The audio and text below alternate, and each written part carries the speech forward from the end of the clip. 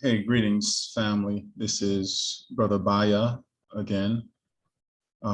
Just wanted to come to you and do another study that the Most High had dropped in my heart a while back, about 2 weeks ago, maybe a little bit more, that I actually prepared all the slides and, was going to drop that teaching on YouTube. But for some reason, I just didn't feel the freedom to.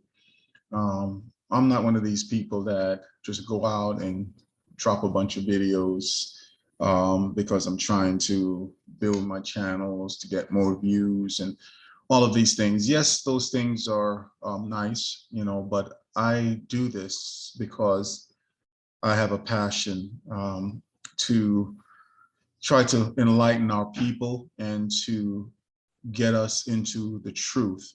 To be honest with you, I share a lot of videos that other people have done more than I do my own videos, because when I come across sound teaching, I don't feel that everything has to be done by me in order for me to feel good about myself.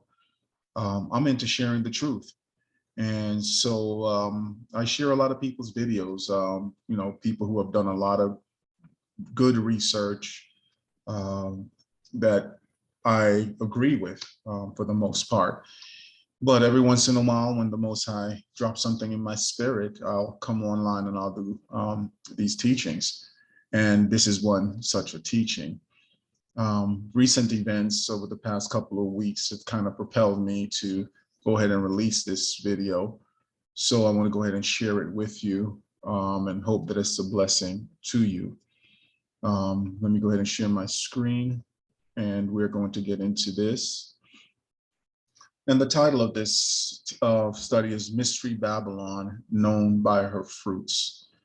This is something that has been a point of contention and disagreements for centuries among biblical scholars and amongst theologians, trying to figure out who is this Mystery Babylon. And so some feel that it's the Roman Catholic Church, some feel that it's the Vatican, and others believe that it is this place we call America. And I'm in that camp of people who believes that it is this place we call America. And I'm going to share the various reasons why I believe so. And I come from a position of what the scriptures teach, as well as what history have shown us. You may agree or disagree, but I share things as the Spirit of the Most High reveals them to me. And so we're going to get into some things that pertains to this place that's called Mystery Babylon. In Revelation 17:1, it says, "And there came one of the seven angels which had the seven vials, and talked with me, saying unto me, Come hither, I will show unto thee the judgment of the great whore that sitteth upon many waters." So that's one of the characteristics that we're going to talk about. "With whom the kings of the earth have committed fornication, and the inhabitants of the earth have been made drunk with the wine of her fornication." So we're dealing with two categories of people: the leadership, the kings of the earth, and then the inhabitants of the earth, who have been made drunk with the wine of her fornication, sexual immorality. "And upon her forehead was written, Mystery, Babylon the Great, the mother of harlots and abominations of the earth." So the characteristics of this particular place called Babylon is that she's the mother of harlots and the abominations of the earth. Abominations. "And after these things, I saw another angel come down from heaven, having great power, and the earth was lightened with his glory." Let me just pause here for a minute. There are some people that speculate that this is the Messiah, and it could be. But I was doing a research in the book of Kings, when I think it was Second Kings, I think chapter 19, if I'm not mistaken, where it talks about a single angel in one night in the camp of the Assyrian army, I believe it was, that slew in one night 185,000 military men. 185,000. one angel. So we understand that these beings are very, very powerful, very powerful. And so this particular angel came down from heaven with great power, where the earth was lightened with his glory. And he cried mightily with a strong voice, saying, Babylon the great is fallen, and has become the habitation of devils and the hold of every foul spirit, and the cage of every unclean and hateful bird. Now, it's interesting that the word is fallen is repeated twice, and that's for emphasis. There's a scripture that says that surely as I live, saith Yah, that I'm going to judge Babylon. And that's in either Jeremiah 50 or 51. I was studying both of them last night. And when the Most High swears by his life that he's going to do something, then you know it's going to happen. And it is a habitation of three different types of spiritual beings. Habitations of devils, the holes of every foul spirit, and the cage of every unclean and hateful bird. Now, for those who may think that it's talking about a literal bird, when is a bird hateful? Okay, so I believe that these are three different types of spirit, just like there are different levels of spiritual beings in the eternal realm, in the heavenlies, different categories of angels. There are different categories of demons. And so when it talks about the habitation of devils and the holes of every foul spirit and the cage of every unclean bird, that means that this is where they live. This is their habitation. This is where they're being held. Revelation 18:3 says, for all nations have drunk of the wine of the wrath of her fornication, and the kings of the earth have committed fornication with her, and the merchants of the earth are waxed rich through the abundance of her delicacies. So let's talk about sitting on many waters. The country surrounded by the most bodies of water is America. America also has the most body of water within its borders. No other country comes even close.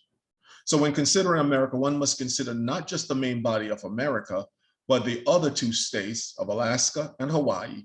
And this does not include American territories, which are considered pre-statehood, such as Puerto Rico is an example of that. And that's taken from answers.com, and you can see the title of the article there.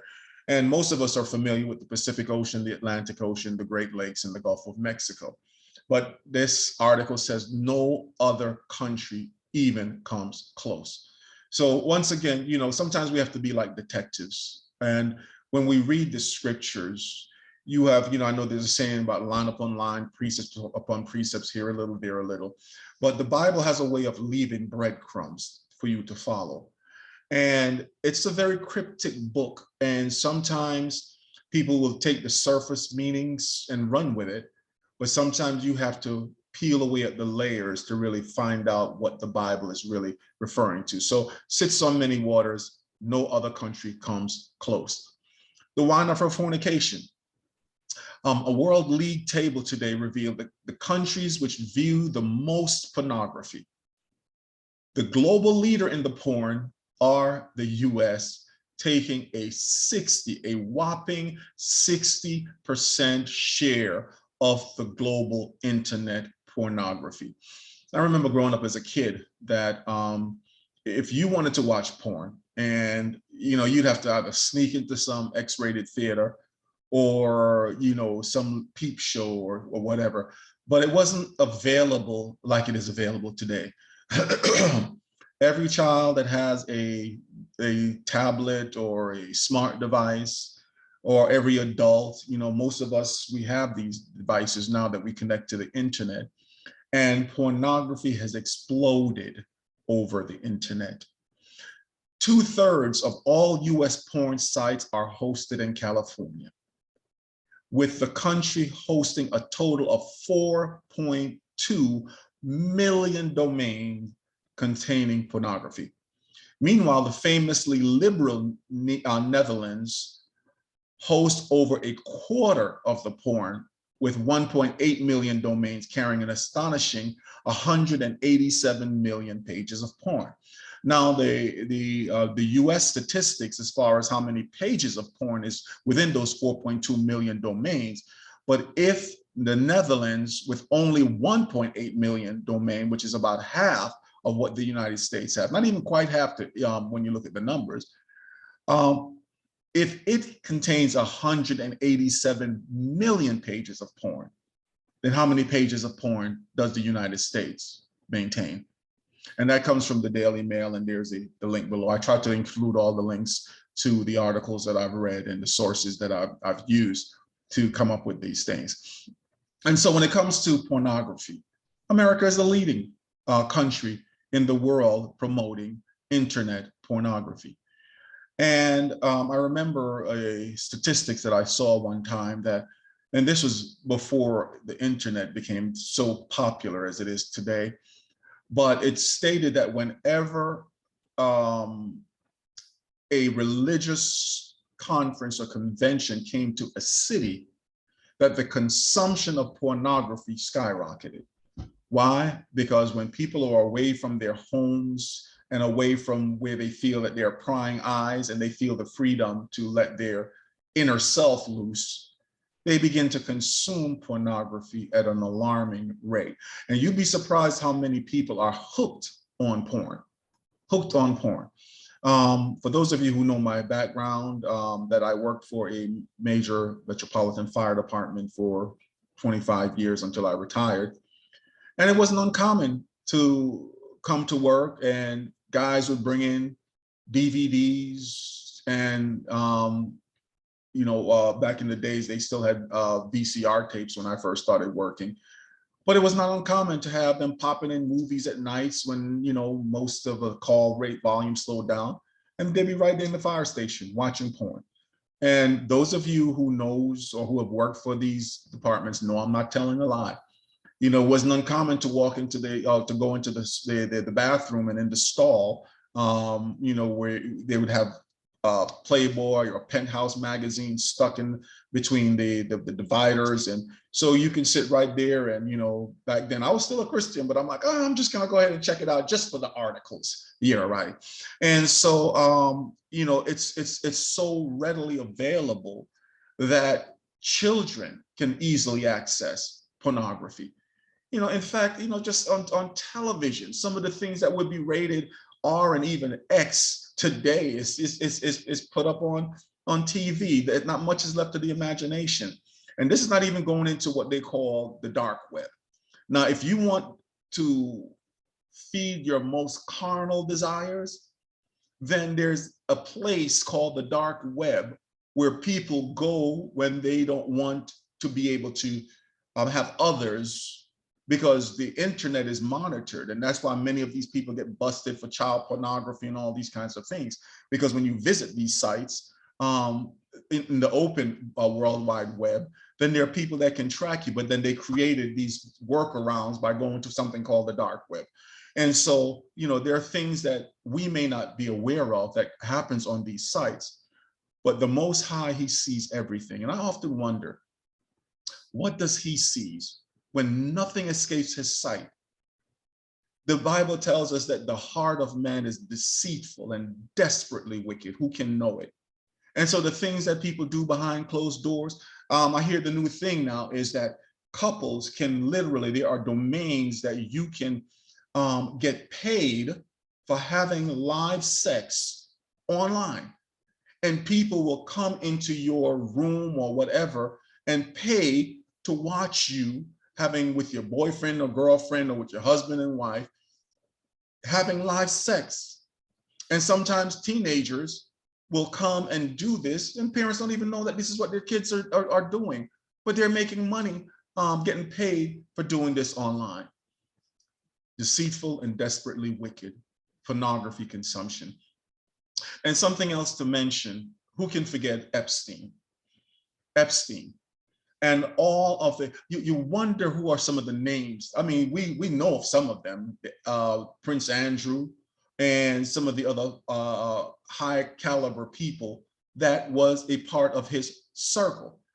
And when he got arrested, curiously enough, he committed suicide. Now you have a high profile individual like this who could name drop on a lot of people, and yet just mysteriously he committed suicide.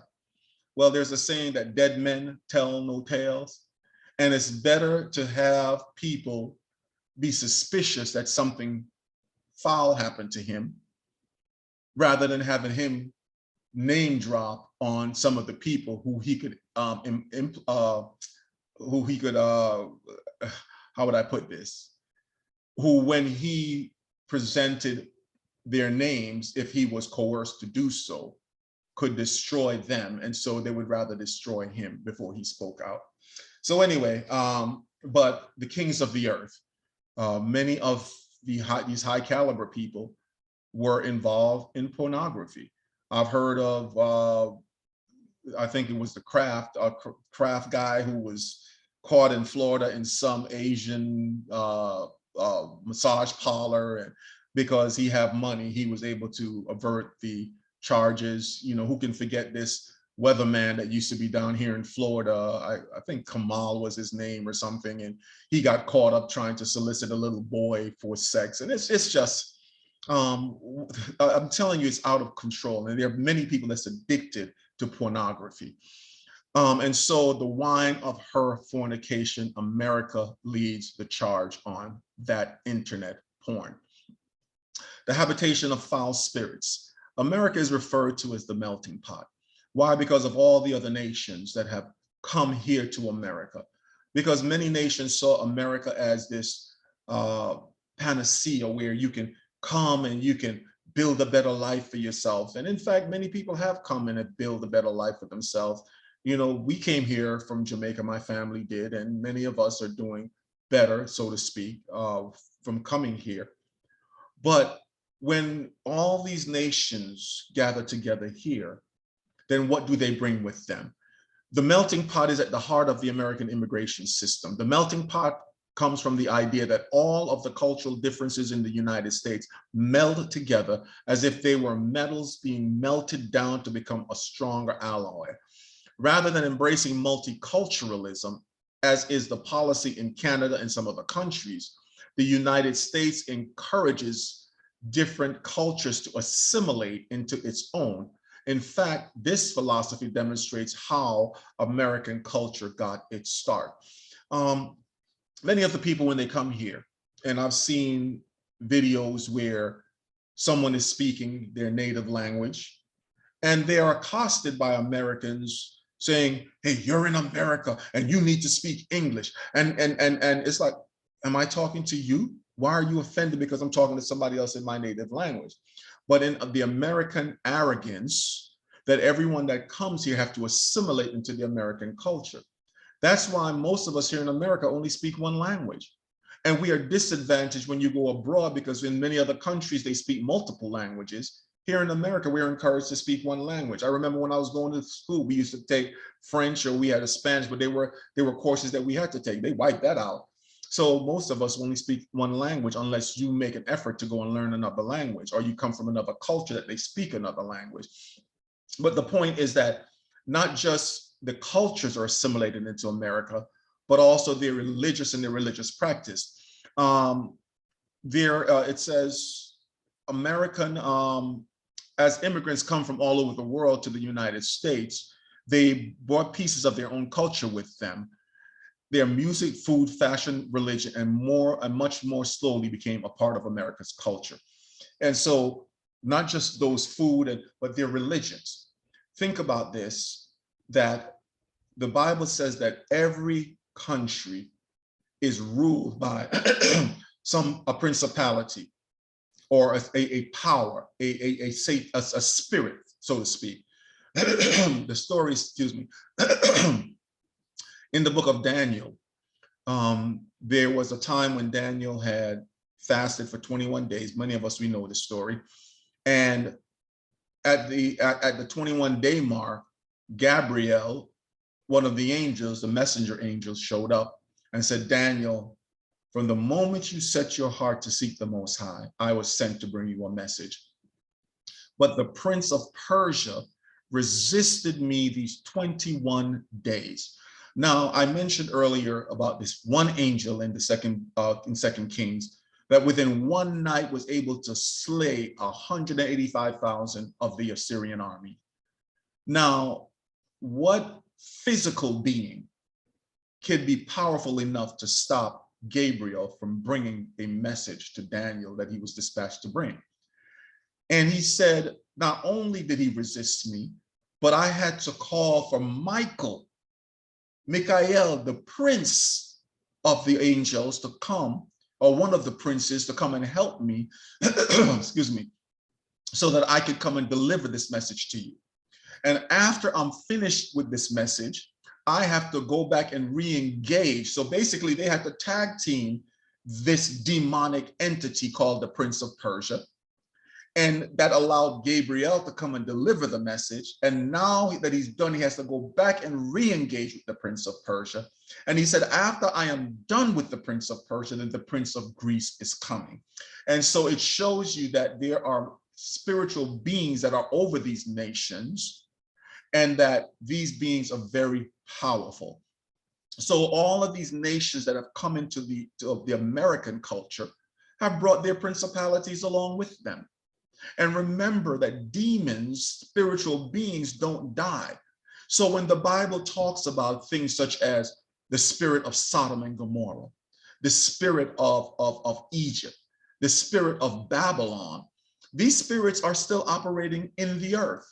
And so America has become one of the melting pots where all of these spirits have coalesced and have assimilated into the American culture, which is why you find so many things that are happening, especially in these latter days, as these demonic entities know they have a short time left and they have become more active in the earth upon whom they can influence. When you see the kind of carnage that is being committed in these latter days, by 18-year-olds who can acquire these weapons and slaughter people indiscriminately. What kind of evil is in the hearts of these young people that they could do this kind of thing? But anyway, we're going to get into some of that a little bit later too. Babylon's influence. Now, the word influential means having great influence on someone or something, and others and synonyms for the word influential means powerful, authoritative, dominant, controlling, strong, important. In Jeremiah 50, verse 22, it says, the sound of battle is in the land and of great destruction. How is the hammer of the whole earth cut asunder and broken? How is Babylon become a desolation among the nations? I have laid a snare for thee, and thou art taken, O Babylon, and thou wast not aware. Thou art found and also caught, because thou hast striven against Yah. Yah has opened his armory and has brought forth the weapons of his indignation. For this is the work of Yah, the Elimo of hosts, in the land of the Chaldeans. And so when the Bible talks about he's opening up his armory, listen, the Most High has weapons that no force on earth can stop. If one angel can kill 185,000 people, what about an army of them? What about the power of the Most High himself? One little virus can stop the world, as COVID has done. And so when the Most High has declared and have decreed destruction, you better know that it's going to happen. There's a verse that says that he swore on his life that this is going to happen. So as I said, this is what has been prophesied to happen to Babylon. And Babylon is called the hammer of the whole earth. Now, in comparison, once again, people talk about it could be the Roman Catholic Church or the Vatican, but how has the Vatican, aside from the religious influence, and that's a major influence around the world, religion, but so is politics. And so is military might. And when someone is called the hammer of the whole earth, it's not through religion. It is through military might. It is through power. All right. So let's look at the U.S. Military influence around the world. Right. America's military. The U.S. military presence around the world. The U.S. controls about 750 bases in at least 80 countries worldwide and spends more on its military than the next 10 countries combined. In 2020, the US spent $778 billion on its military. the largest military spender in the world, and more than the next 10 countries combined, according to the Stockholm International Peace Research Institute, or SIPRI. China ranks second at 252 billion, followed by India at 73 billion, Russia at 62 billion, and the UK at 59 billion. The actual number may even be higher, as not all data is published by the Pentagon. And so you can see that even though we're only about 350 million in population, whereas China has about 1.3 billion, if I remember the numbers correctly, but yet America outspends China by over $500 billion. And that may be underestimated because the Pentagon does not report all of the data. Over the past 70 years, the US military has been deployed to more than 200 countries and territories. Now they'll tell you, oh, we're there to maintain the peace, or we're there to maintain the democracy. And this is something that America has prided itself on, being the purveyor of democracy around the world. But yet, even here in America, do we really have a democracy, or do we have an oligarchy? Who runs this country? When you have the very rich who pours millions and millions of dollars into political elections, to where even when the voice of the people is in unison for a particular issue, when the people that are filling the coffers of the politicians' pockets say, no, we're not for this issue, it will not change. When all those babies were slaughtered at Sandy Hook, we could not pass common sense gun legislation because of the power of the NRA. It happened again when here in Florida, or when all the high school students were killed, yet no legislation could be passed. And now it's happened again, and still, in fact, think about this, the NRA, before the bodies are laid to rest, within 300 miles is having a conference. And they wouldn't even say, you know what, this is not a good look. Let's not do this right now. It's an open wound. This community just suffered a tremendous loss. Let's not rub salt into their wounds. But they say, to heck with these people. We're going to have our conference anyway. It's been planned and we're not going to change it. Why? Because this community does not have the power. Because if they had the perceived power of other communities, if this had been done in another community that has the power of the press and the power of the lobbyists, you think that they wouldn't cancel or postpone this meeting? Just food for thought. Anyway, let me show you a chart about America's influence, right? You think that we're just only there to ensure democracy?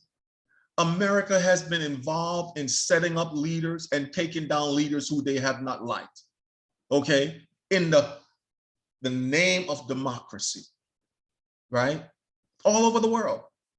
And here is a list of countries that America have interfered in their politics. But yet we get all butthurt when Russia interfered with our politics. And yes, Russia did interfere with the American elections to try to get Donald Trump elected. We all know that's true. But the hypocrisy of this nation to condemn Russia for what they have done all over the world. Well, here's a list of I won't read them all. You can see them there. But these are all countries. And this does not include some of the coups that America has had a hand in setting up leaders or taking them down or even having them killed by the CIA when they feel that this leader poses a threat to their agenda. Our hands are not clean. Even Donald Trump caught hell when he said that same thing, that when I think somebody said about Putin being a killer, and he said, well, you know, our hands are not clean either. Everybody knows that America has been involved in these things. But yet we want to hide our hand and pretend that, oh, we don't do this kind of stuff. Buying and selling. Oh, by the way, that's why it's good to know history, because what's happening in Ukraine right now, all we hear is that, oh, bad, bad Russia, and look what they're doing to Ukraine.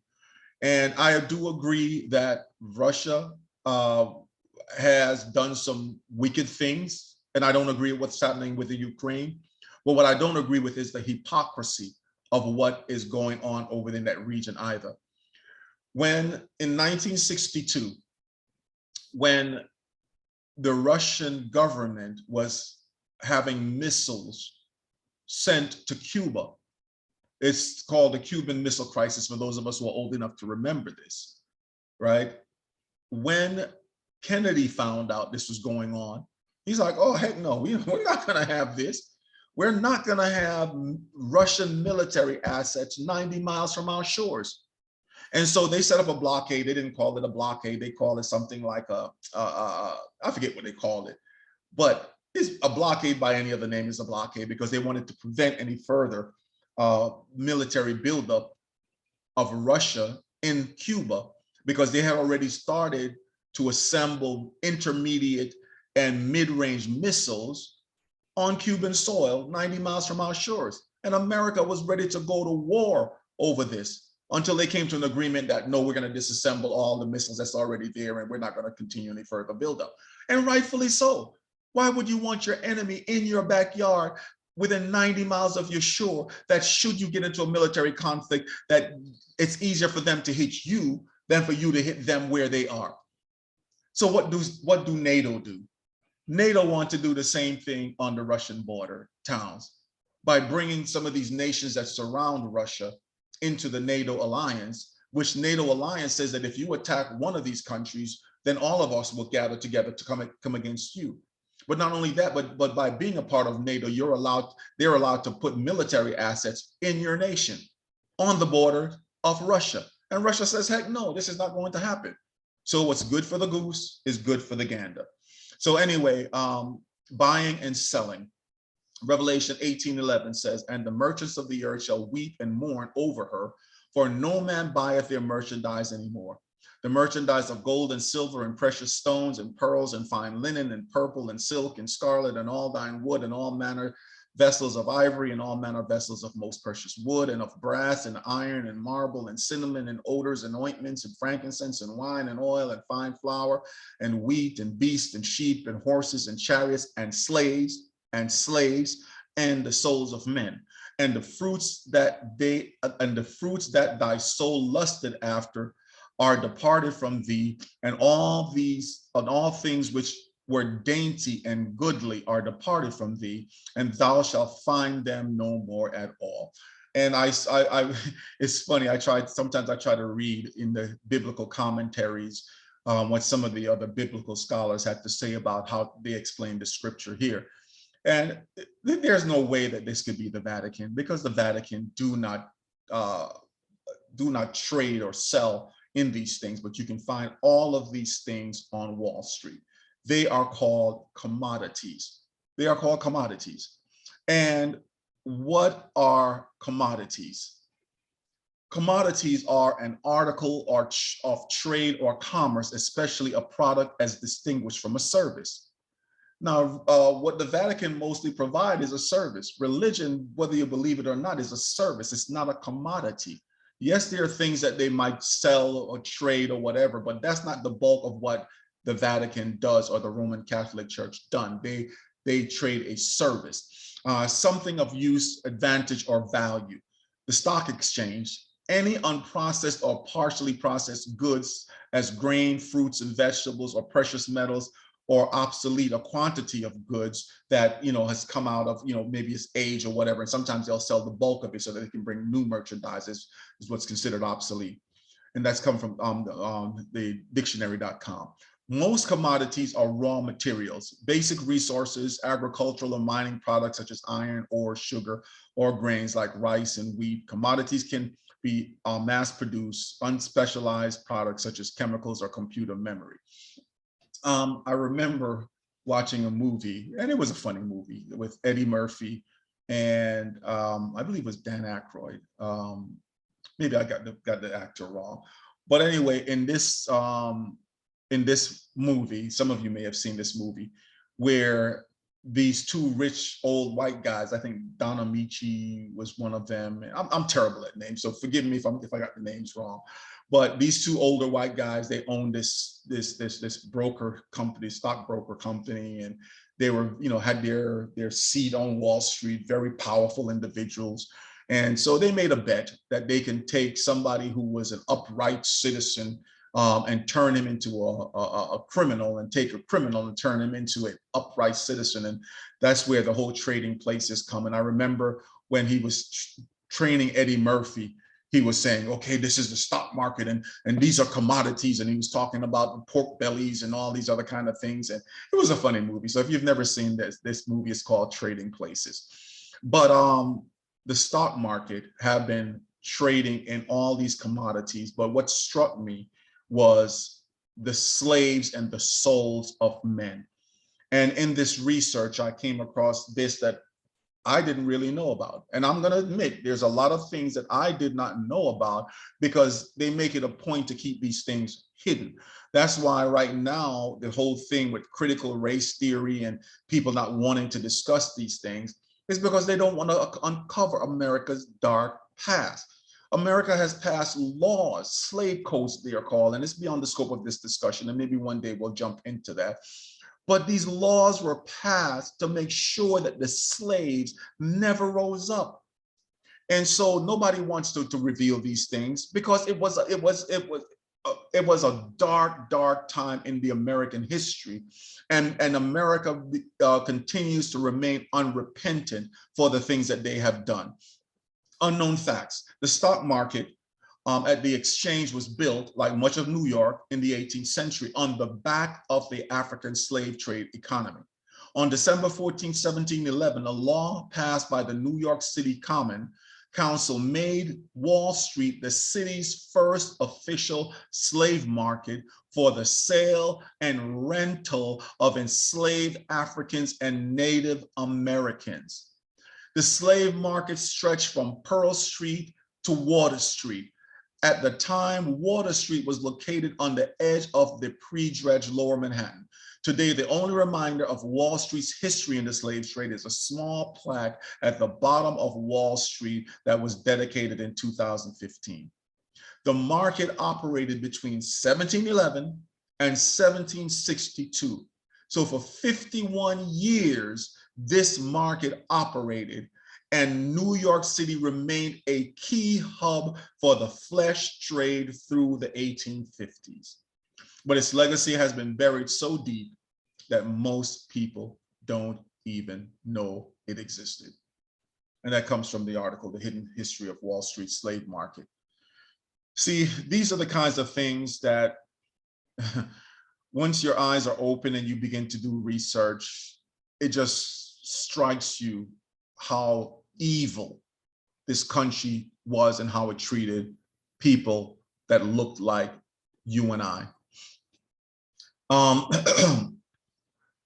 One of the things, and I'm kind of backtracking here, I remember how angry Mitch McConnell made me when I heard him say, when asked about reparations, he said, why should the American taxpayers pay for reparations, or pay reparations for something that happened over 185, or I forget what number he said years ago.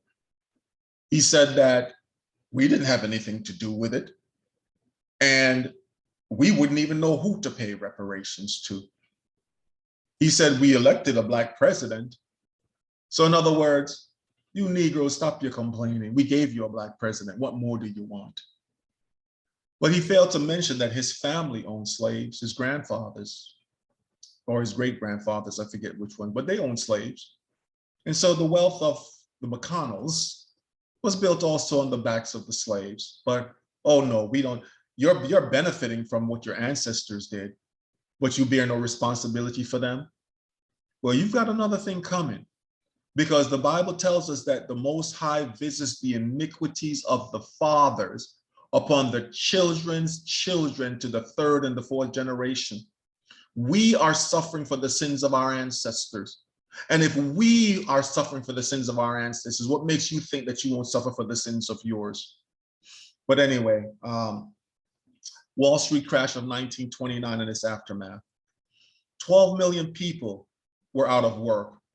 And I looked at the census for that year, and they said in 1929, the population of America was about 121 million.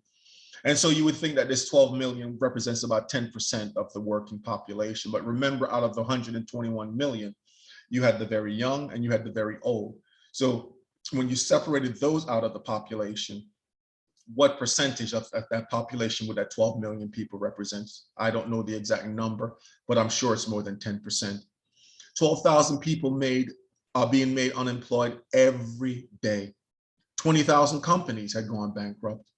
1,616 banks had gone bankrupt. 1 in 20 farmers were evicted, and 23,000 people committed suicide in 1 year, the highest, according to the Wall Street crash of 1929 and its aftermath. And so what many of us should be aware of, if we're astute any at all, is that all of our pension plans, many of our bank accounts are interconnected with Wall Street. Most of the the managers of the pension plans, they invest in Wall Street, and they pay a lot of the benefits from their gains from Wall Street and from this selling of stocks, bonds, commodities, and those kinds of things. So if the stock market crashes, then millions and millions or trillions of dollars in savings, pensions, all of these things could be wiped out. And when that happens, people are going to become desperate, because if you lose all of your savings or a good percentage of your savings or your pensions, or what will you do? You're going to go on government assistance? Well, the government is over leveraged. The government has so much debt that just paying the interest on the debt it's becoming more difficult. And it's funny, because even though we can't find any money, I posted up a chart one time, and that chart's floating around on the internet, of all the different people that was done a disservice and the amount of reparations they received. But we were able to find over $40 billion to send as military, as aid to Ukraine, but yet we can't find any money to pay reparations. We had nothing to do with that war over in Ukraine. But America directly impacted the lives and the generational wealth of millions of Africans taken against their will, prisoners of war to this country as free laborers. In fact, many of the nations that built their empires was built on the backs of slaves, of free labor. When slavery was abolished, it was the slave owners that got reparations, not the slaves. And so their wealth that they built was on either the backs of the slave and their free labor, or the resources that they have been stealing from Africa for generations to build their empires. And so many of these nations are going to be judged for what they have done, and the wealth that they have acquired, that the Bible says that it's only being stored up for a time. And all of the things that they have stolen, that they're going to give back with interest. Trust me when I tell you that, okay? Excuse me, more biblical clues.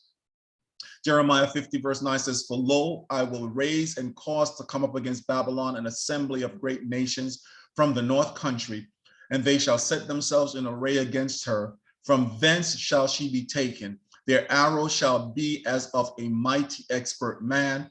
None shall return in vain." If you go back to Revelation 17, remember there are two entities that it was talking about. It was talking about the woman that was clothed in scarlet and that was riding upon a scarlet colored beast. And the beast had 7 heads and 10 horns. And remember that scripture says that the 10 horns hate the woman. Now I know that people have things against the Catholic Church because of what they have done, some of the sexual crimes that they have committed. But who is hated around the world like America?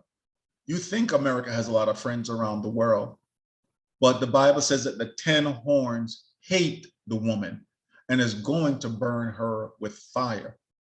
And America's shine around the world is not what we think it is. And so the time is going to come when many of these nations are going to betray America because America has become bloated and arrogant. And so when that happens, I don't see that happening to the Vatican because the Vatican don't have that kind of influence. They ain't got that kind of juice, as we would say, but America does around the world. And America, the rest of the world sees America as hypocritical. The Islamic nations hate America. And so, I'm presenting my case to you why I believe that America is more in line with the biblical description of Babylon than the Catholic Church. Now, maybe the beast that this woman is riding on, I could see where that could be referring to the Vatican and to Rome. But the woman herself, I believe, is talking about this land. And Chaldea shall be a spoil, and all that spoil her shall be satisfied, saith Yah. Because you were glad, because you rejoice, O you destroyers of mine heritage, because you are grown fat as the heifer at grass and bellow as bulls. And as I mentioned before,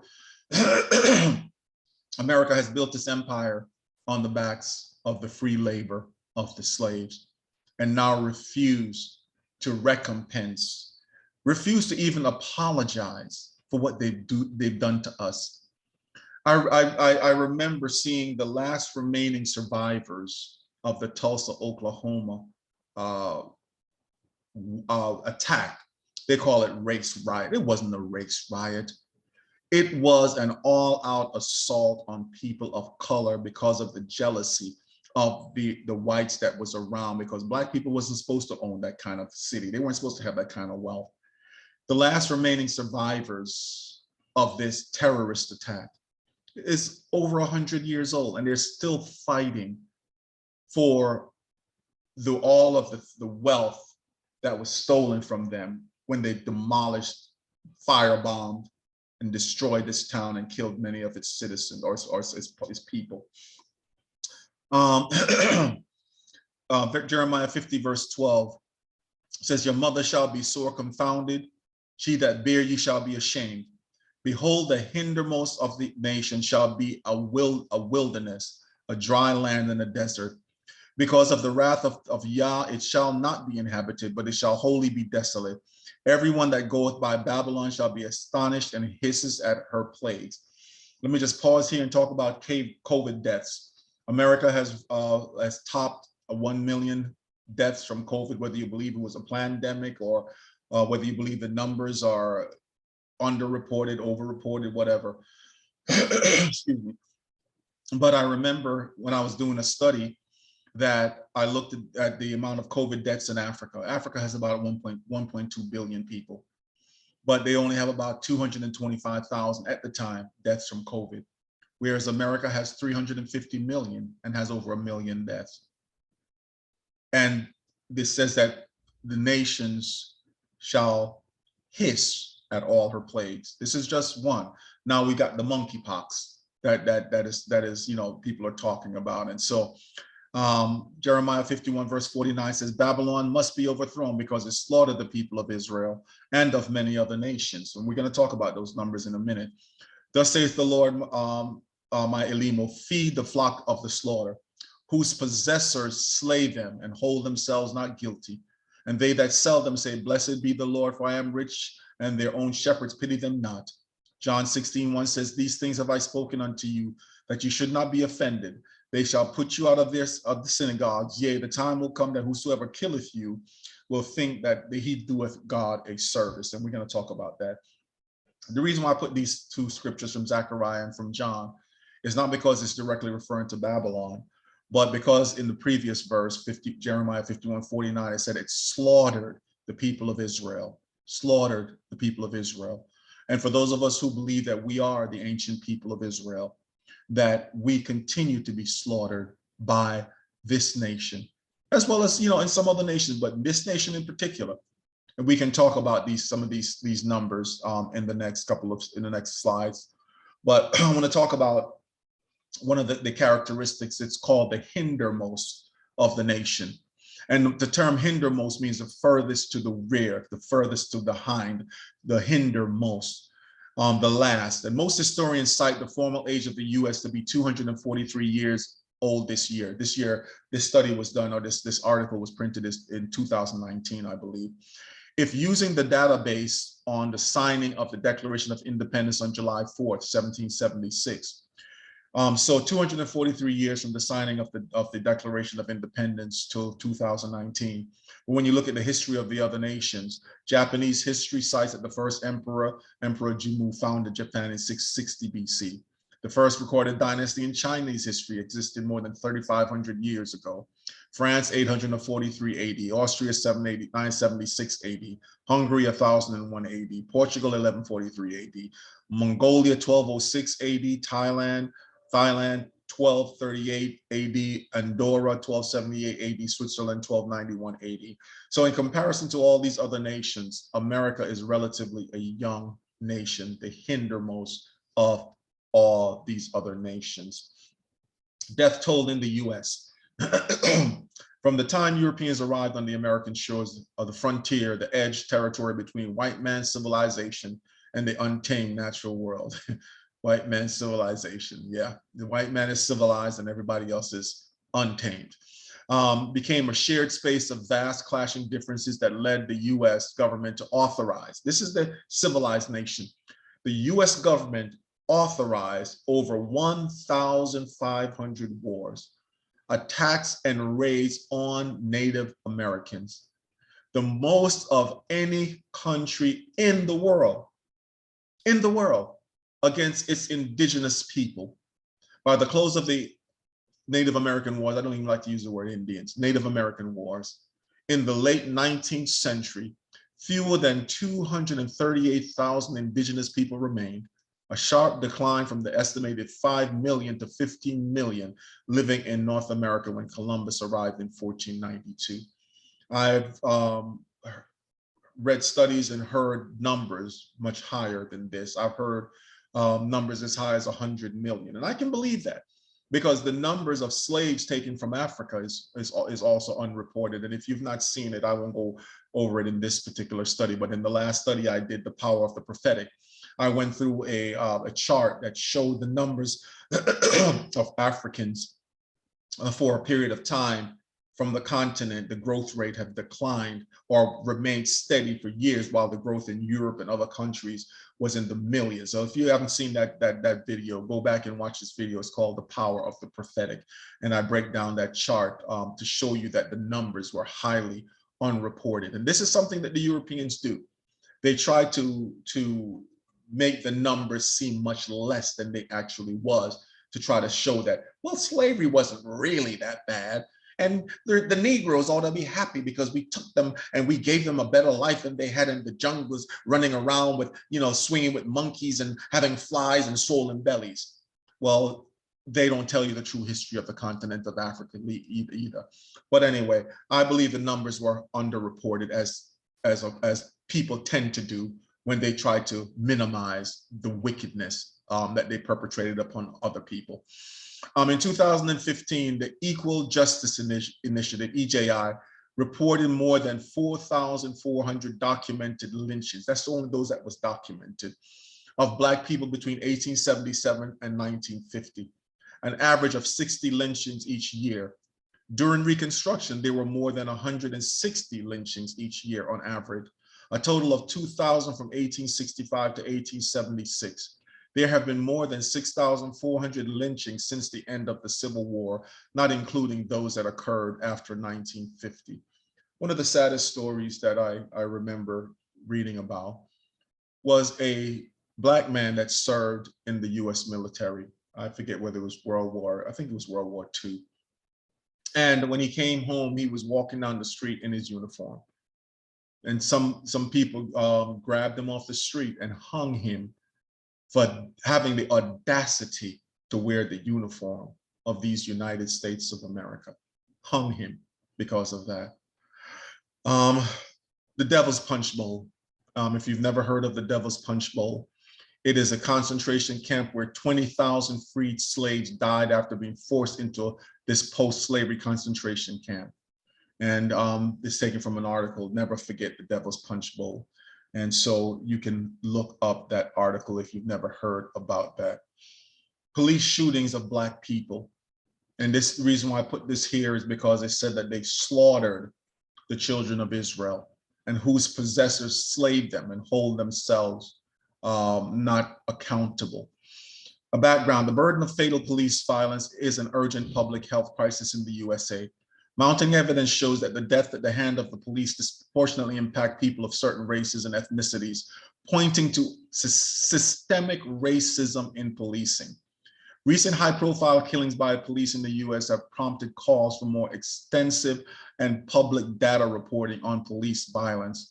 This study examines the presence and extent of underreporting of police violence in the US. Government-run vital statistic registration data offers a method for correcting underreporting of these data sets and presents revised estimates of deaths due to police violence in the USA. And so for a long time, they were underreporting their involvements. Police records were tampered with, false reports falsified. And this thing that they have called qualified immunity says that policemen individually and privately is not held accountable for their actions. That even if it is found that they acted inappropriately and the municipality has to pay, it is the taxpayers that bear the burden, not the officer that did the crime.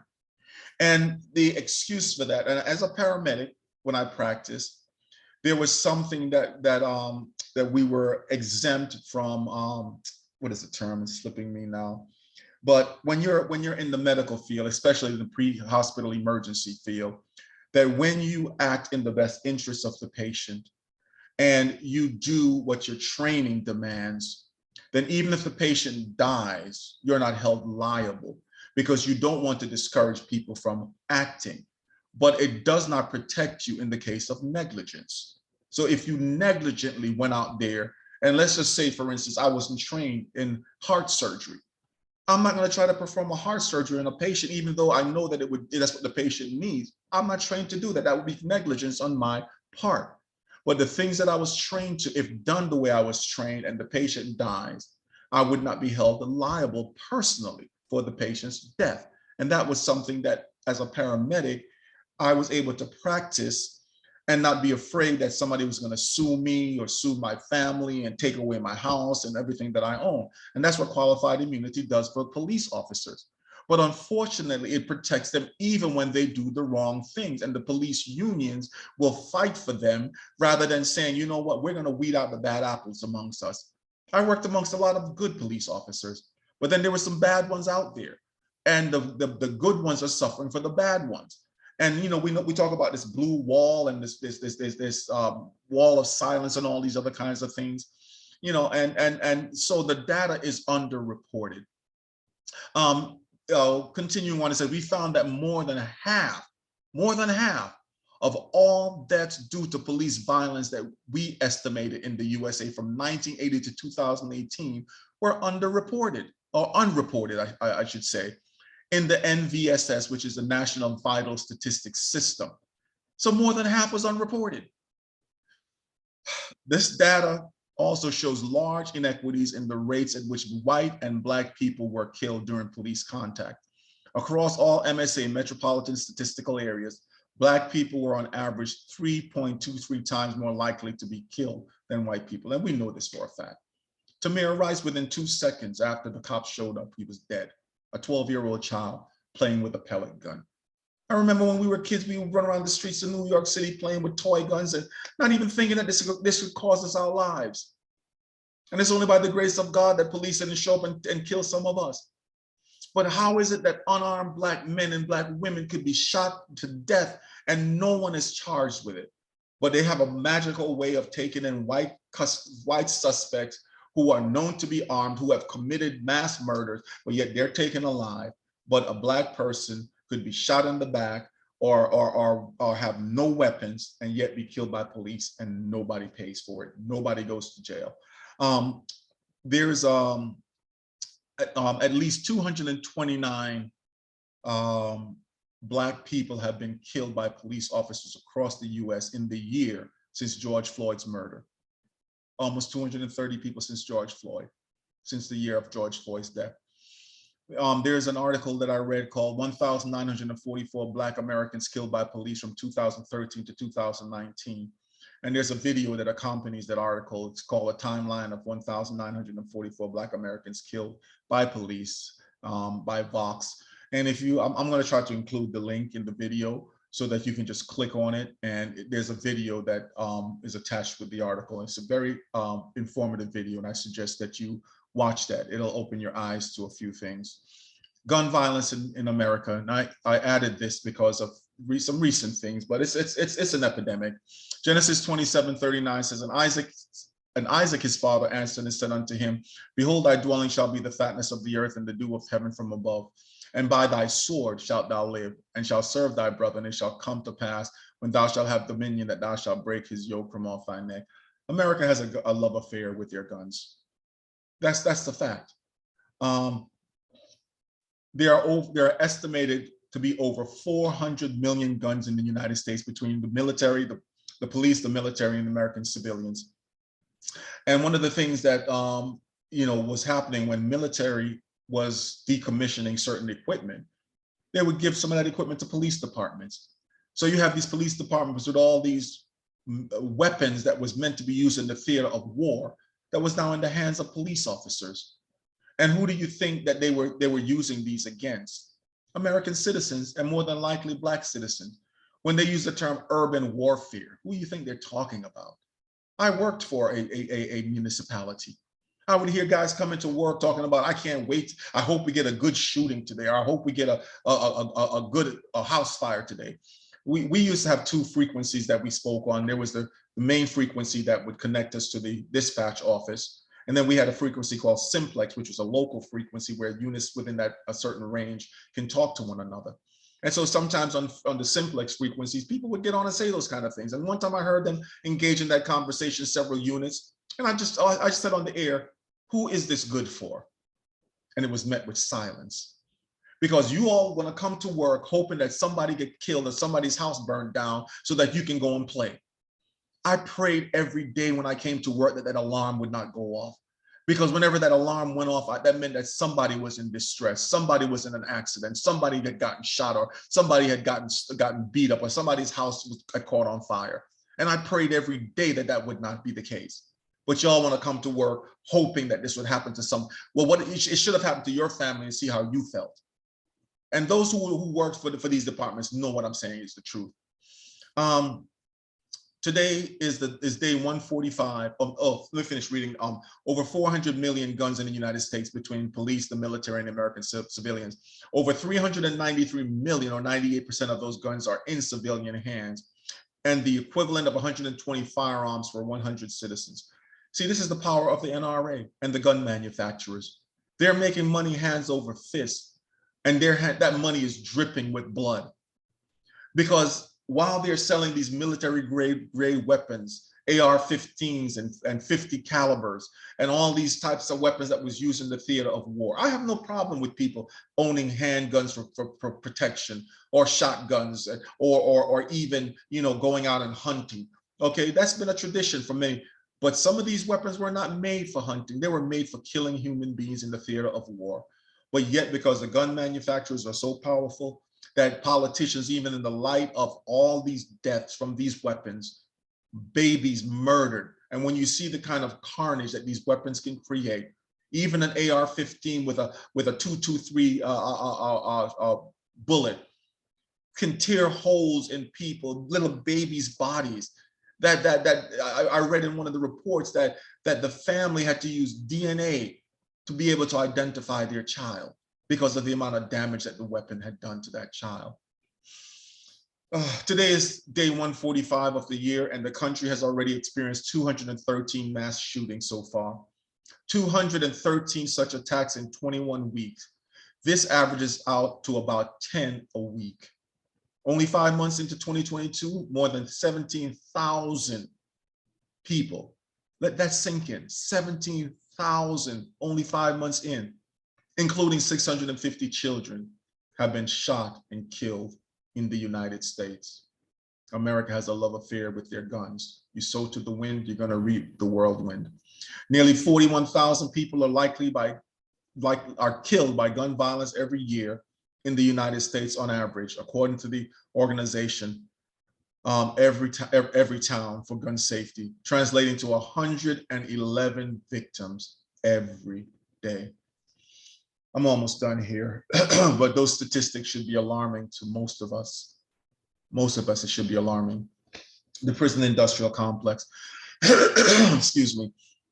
Isaiah 42:22 said, but this is a people robbed and spoiled, and they are all of them snared in holes and are hidden prison houses. They are for a prey and none delivereth, for a spoil and none saith restore. The US prison system is the main source of punishment and rehabilitation, really, for criminal offenses. The system incarcerates more people than any other country in the world. Currently, there are over 2 million people in prisons, jails, and detention centers. This number represents 25% of all inmates in the world, even though the US population makes up only 5% of the global population. The problems with the prison system only continues when one looks at the obvious racial and gender disparities. For example, while Black inmates make up nearly 40% of the prison population, they only make up 13.4% of the total US population. So for less than 13% or 14% of the population, we make up almost over 40% of the prison inmates. You think about that. A people that is robbed and spoiled and hid in prison houses. But private prisons, that was something that even propelled that to greater levels. Private prisons took in about 80 billion in a year before I started placing children in immigration detention at the rate of up to 775 a day. 775 a day. Who can forget about what the United States did to the children, separating these families? And in just to hold these babies, they were getting $775 a day. It costs more to imprison someone than to send them to college. But do you think we care about that? The truth is that we don't know much about private prisons, or how much private prisons were earning before 2020. And we may not know how much private prisons are actually earning for some time, but it's substantially over 80 billion a year. And the biggest profits aren't even from operating the prisons. So in conclusion, judgment of Babylon. Jeremiah 50 verse 1 says, the word that Yah spake against Babylon and against the land of the Chaldeans by Jeremiah the prophet. Declare ye among the nations and publish and set up a standard. Publish and conceal not. Say Babylon is taken, Bel is confounded. Merodach is broken in pieces, her idols are confounded. Her images are broken in pieces. For out of the north there cometh up a nation against her, which shall make her land desolate, and none shall dwell therein. They shall remove, they shall depart, both man and beast. In those days and at that time, saith Yah, the children of Israel shall come, they and the children of Judah together. Going and weeping, they shall go and seek Yah their Elimo. They shall ask the way to Zion with their faces thitherward, saying, come and let us join ourselves to the Lord in a perpetual covenant that shall not be forgotten. See, this is what is prophesied to happen in the latter days, that the two tribes will come back together, the two sticks in Ezekiel 38, as they are going to be rejoined together and become one nation once again. This does not suit the people that are claiming to be the ancient people, but that's for another time. I have here included Jeremiah 29 verses, Jeremiah 50 verses Revelation 18. When you read Jeremiah 29, the prophet Jeremiah was in there, had a different tone than Jeremiah 50. In the Jeremiah 29, he was saying, the Most High is telling you all, surrender to Babylon, will build you houses, plant vineyards, marry wives, have children, because this is by decree of the Most High. If you resist Babylon, you are going to be judged. He told the king, don't resist, because if so, you're going to be killed. You see him face to face, and and they didn't listen. The king was killed by Nebuchadnezzar. And so that tone changes in Jeremiah 50, where he's now telling them to flee Babylon. So is it talking about the same Babylon? As I mentioned before, the spirits never die. And so the spirits that reigned over Babylon in the ancient times is the same spirit that is reigning over modern day Babylon. And in Revelation 18, it says the same thing, to flee Babylon. And I know that some people say this is the flee doctrine. But if you remember when the scriptures had prophesied that Jerusalem was going to be taken and the temple destroyed, it told them that let those who are in the mountains don't return to the city, and let those you better pray that your flight be not in the winter, or pray that the women are not pregnant with their children.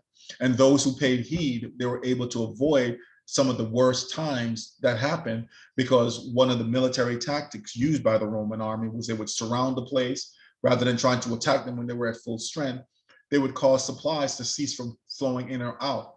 And when starvation began to set in, the people would be weakened, and now it's easier to conquer them. And there's scriptures that talk about that it became a point where people would begin to eat their own children, and just desperate times. It happened during the time of Solomon also. So it's prophesied that this kind of stuff is going to happen again.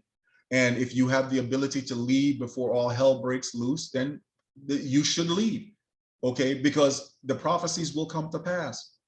And so, I just wanted to go ahead and share my thoughts on this. And you can accept it or you can reject it. One of the things that the Bible tells us, that the Most High does nothing unless he reveals it to his servants, the prophets. Because the scripture tells us that he is not slack concerning his promises,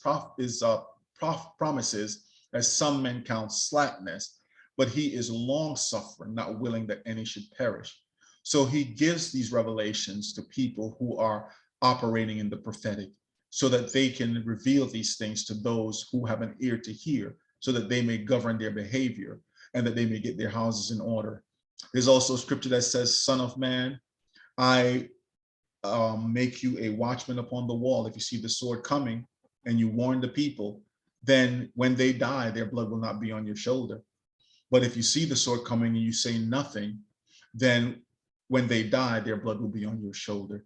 So I don't call myself a prophet, but I know when the Most High is speaking to me.